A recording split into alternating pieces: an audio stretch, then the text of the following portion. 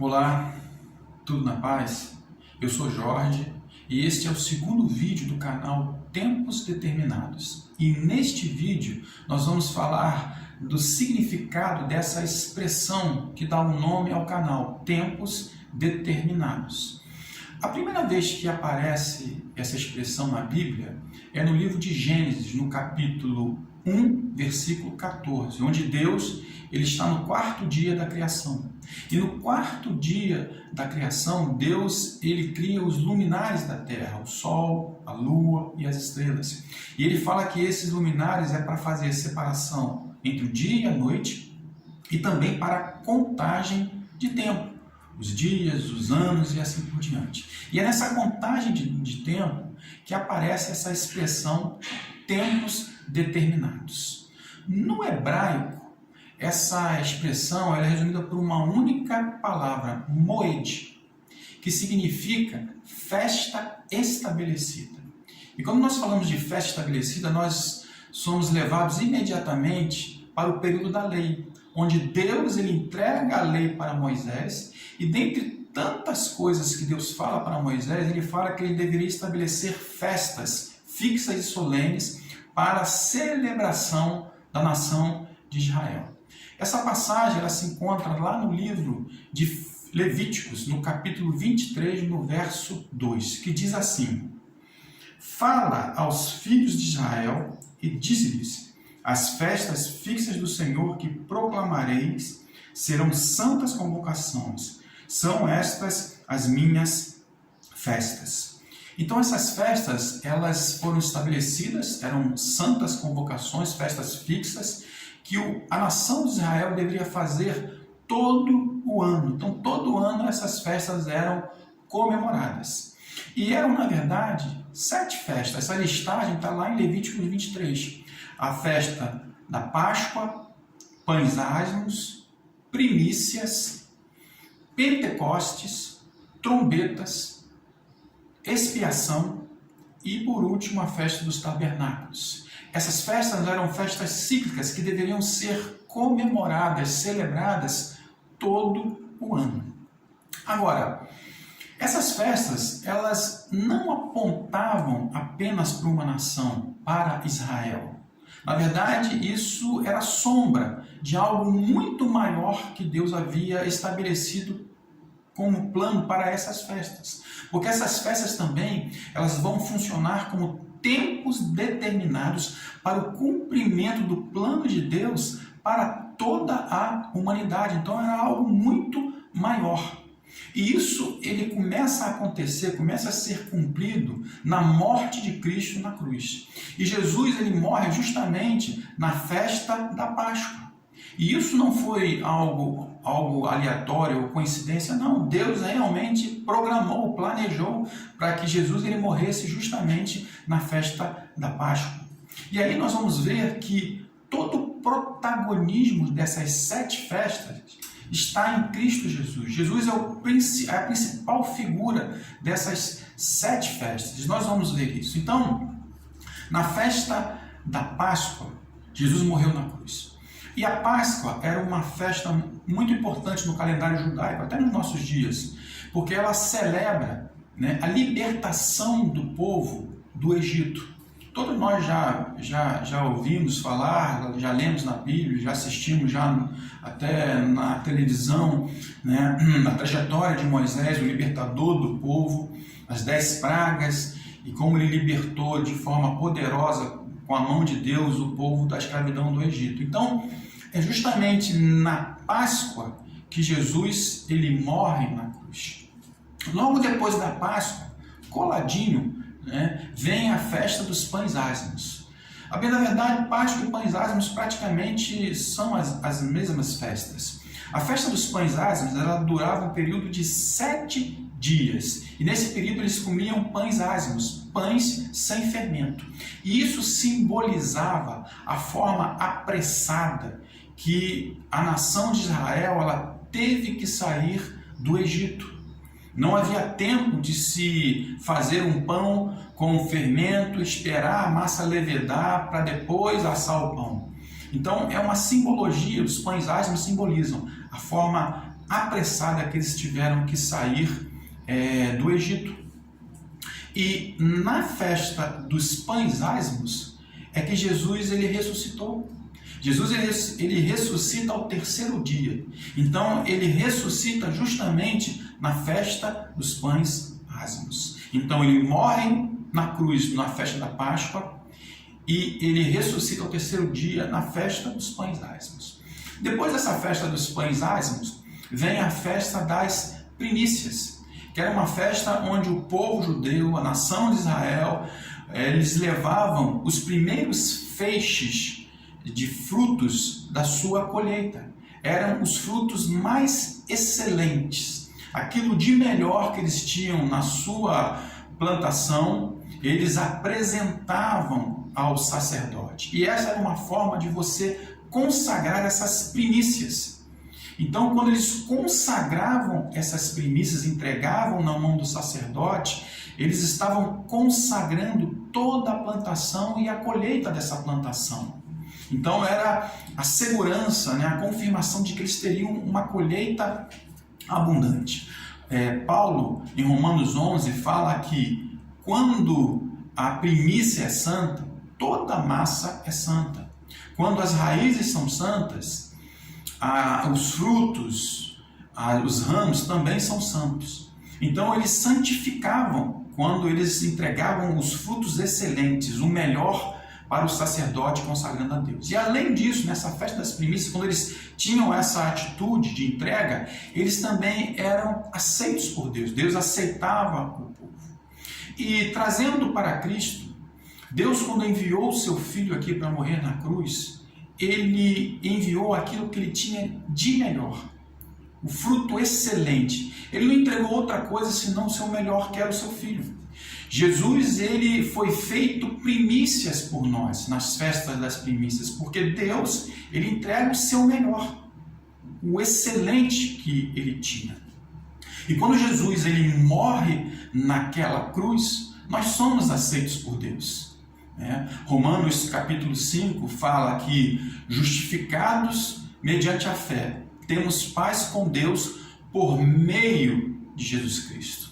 Jesus Cristo, ele se fez maldição por nós na cruz. Então nós somos aceitos por Deus também. Por isso Jesus ele foi feito primícias na festa das primícias. E aí depois das festas das primícias vem uma outra festa, 50 dias depois, que é Pentecoste. E Pentecoste é sempre uma festa que está relacionada a revestimento de poder. Nós lembramos que foi na festa de Pentecoste, em Atos capítulo 2, que os discípulos, os apóstolos de Jesus estavam reunidos no cenáculo, esperando a promessa se cumprir. Jesus falou para eles ficarem em Jerusalém até que do alto eles sejam revestidos de poder. E aí ouve-se o som de um vento impetuoso, e aquele vento impetuoso adentra naquele ambiente, e são vistos línguas repartidas sobre a cabeça dos apóstolos como de fogo. E eles são cheios do Espírito Santo, começam a falar em outras línguas, e ali eles começam, o sobrenatural se manifestar no ministério dele, a grande comissão se inicia. Então, Pentecostes é festa de revestimento de poder. E Jesus ele foi revestido de poder na festa de Pentecostes. Nós temos que entender que quando Jesus ele veio do Pai, Deus enviou o seu Filho, ele teve que abrir mão de algumas prerrogativas divinas que ele tinha, da sua onisciência, da sua onipotência, da sua onipresença. Como João fala no seu evangelho, o Verbo se fez carne e habitou entre nós. E ele, para se fazer como um de nós, ele teve que abrir mão da sua divindade. Não no sentido total, ele continuava sendo Deus, mas algumas coisas ele teve que abrir mão para se tornar um de nós. Então ele era 100% homem, mas também era 100% Deus. E ele passou por isso sem nunca, jamais pecar, mas ele teve que se esvaziar.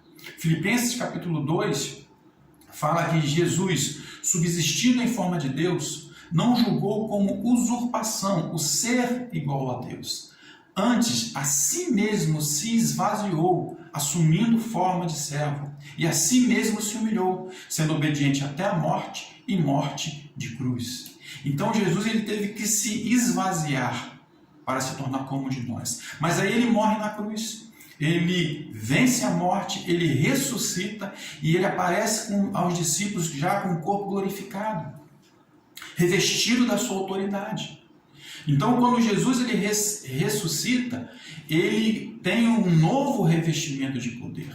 Em Mateus, no capítulo 28, ele fala que toda autoridade me foi dada no céu e na terra, porque ele foi novamente revestido dessa autoridade na festa de Pentecostes. E aí, depois da festa de Pentecostes, vem a festa das trombetas. E a festa das trombetas, ela tem um caráter literal e um caráter espiritual. O literal é que literalmente, se tocava trombetas nas festas das trombetas.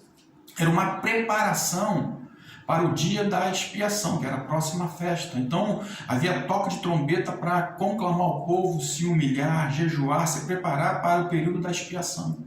Mas a bem, na verdade, é que todas as festas que existiam em Israel, haviam toques de trombetas diferenciados. Então, haviam toques de trombetas para conclamar o povo, para as festas solenes, mas também havia toques de trombetas para a guerra, toques de arrebate. Então, eram toques que literalmente aconteciam. Mas a festa das trombetas também tinha um aspecto espiritual. E no aspecto espiritual, tocar trombeta significa trazer a mensagem do Evangelho, trazer a mensagem de Cristo, a mensagem de salvação. Quando você faz isso, você também está tocando trombetas. É por isso que no livro do Apocalipse, você for ler e aparece sempre essa expressão de trombetas, ela muitas das vezes é acompanhada também da expressão voz como de trombeta. Voz significa justamente isso, pregação, você propagar a palavra de Deus. Então, nessa festa, na festa das trombetas, Jesus ele tocou trombetas com os seus discípulos. Os seus discípulos ali, Jesus depois de ter ressuscitado, ele passa um período de 40 dias com os seus discípulos, e aparece por esse período de 40 dias. E Jesus ele está preparando eles para a grande comissão que eles iriam fazer. Então Jesus ali está tocando trombeta nesse sentido, de preparar eles, de revestir eles de poder e de autoridade. Jesus também tocou trombetas antes da sua morte, quando ele anunciou a sua mensagem. Mas após a sua morte, da sua ressurreição, ter vencido a morte, ele aparece com um corpo ressurreto. E aí o nível de revelação também é maior. Mas ele toca a trombeta na festa das trombetas. E aí, nesta festa ainda, na festa das trombetas, acontece algo extraordinário. E esse algo extraordinário ele está relatado no livro de Atos, no capítulo 1, no versículo de número 9. Diz assim: depois de Jesus ter falado com os seus discípulos, preparado os seus discípulos a ficar em Jerusalém, vocês vão ser revestidos de poder, e vocês vão ser minhas testemunhas, tanto em Jerusalém como na Judéia, Samaria e até os confins da terra. Então Jesus fala isso, E aí, dito isso, no versículo 9 diz assim: ditas essas palavras, foi Jesus elevado às alturas, à vista de todos, e uma nuvem o encobriu dos seus olhos. Aqui, Jesus está preparando os seus discípulos. Mas aí, num determinado momento, quando ele termina, ele começa a ser elevado às alturas. E os discípulos estão olhando esse momento grandioso. E Jesus ele é elevado às alturas, ele vai subindo até que as nuvens o cobrem e os discípulos não mais veem Jesus. Então, essa subida de Jesus aos céus é algo tremendo, porque Jesus ele veio do Pai, o Pai enviou ele, passou por tudo que ele passou aqui, cumpriu cabalmente a sua missão, mas aí aqui no final aqui ele volta para o Pai, e ele volta para o Pai novamente revestido com toda a sua autoridade. Mas aqui nesse momento, nesse revestimento, Jesus, quando ele vai para o Pai, ele volta aqui com uma nova autoridade. Ele é revestido de uma nova autoridade. Por quê? Porque ele se fez como um de nós, ele morreu na cruz, ele verteu o seu sangue na cruz por nós. E aí, em Hebreus 4, diz que Jesus, ele é o grande sumo sacerdote que adentrou os céus. E quando o autor fala isso, ele está se referindo justamente a esse momento, quando Jesus é elevado às alturas. E quando ele sobe com essa função de ser o grande sumo sacerdote. E a função do grande sumo sacerdote é justamente expiar pecados, interceder por nós. Então Jesus, ele sai do tabernáculo terrestre e vai para o tabernáculo celeste. Em Romanos 8 diz que ele está à direita do Pai, intercedendo por nós. Ele está fazendo expiação dos nossos pecados à direita do Pai. Então ele sai do tabernáculo terrestre e vai para o tabernáculo celeste. Está hoje junto, à direita do Pai, intercedendo por nós. E isso nos leva, né, à penúltima festa, que é a festa da expiação. Na festa da expiação, né, e na festa da expiação você tem a presença do tabernáculo terrestre, da arca da aliança. Nessa festa, o sumo sacerdote que era a sombra do grande sumo sacerdote que está sentado à direita do Pai hoje. O sumo sacerdote, ele entrava uma vez por ano no Santo dos Santos, que era o lugar mais santíssimo, que era a presença de Deus. Ele entrava uma vez por ano justamente nessa festa, na festa da expiação. Para quê? Para expiar pelos pecados, tanto dele como de todo o povo. Então, quando o sumo sacerdote ia fazer isso, tinha todo um ritual, né, toda uma preparação, tanto na sua higiene pessoal antes do dia, até a sua vestimenta, tudo era muito bem preparado e Deus estabeleceu tudo isso no livro da lei. E aí o cordeiro era imolado, né, que era uma sombra de Cristo. Jesus morreu na cruz por nós. Ele era imolado no pátio externo, no altar de bronze. E o sumo sacerdote, ele então entrava com o sangue daquele cordeiro no lugar santo e depois no Santo dos Santos. No Santo dos Santos, ele aspergia aquele sangue daquele cordeiro que tipificava Cristo no propiciatório, que era a tampa da arca da aliança, e ele entrava também com o incensário, e ali havia uma nuvem, né, que cobria ali, a fumaça encobria ali no local ali, e a presença de Deus se manifestava. Então, era todo um processo que esse sumo sacerdote, ele tinha que fazer pelo povo, expiação, né, no tabernáculo terrestre. Agora, quando o sumo sacerdote ele entrava, ele também tinha que sair, né? O sumo sacerdote, ele não ficava o tempo todo lá, então ele fazia toda a expiação do povo, e aí o povo esperava a sua saída. E havia uma expectativa, havia na verdade silêncio no arraial quando o sumo sacerdote entrava, porque depois que ele entrava, o povo não via mais o que estava acontecendo lá dentro. E havia uma apreensão de que o sumo sacerdote fosse aceito por Deus, que ele não tivesse feito nada de errado, tudo aquilo que Deus estabeleceu na lei, com relação à sua higiene pessoal, às vestimentas, teria que ter sido cumprido, porque se não fosse, ele não seria aceito por Deus, ele poderia ser até fulminado na presença de Deus. Então o povo ele ficava naquela expectativa de serem aceitos por Deus, porque eles eram aceitos por Deus através do sumo sacerdote. E aí quando o sumo sacerdote saía do tabernáculo terrestre, havia festa, havia alegria no meio do povo, porque ele sabia que eles foram aceitos, os pecados foram perdoados, o sumo sacerdote foi aceito por Deus, e havia festa, júbilo, alegria, e aí sim, eles iam para a última festa, que era a festa do tabernáculo, que era uma festa festiva.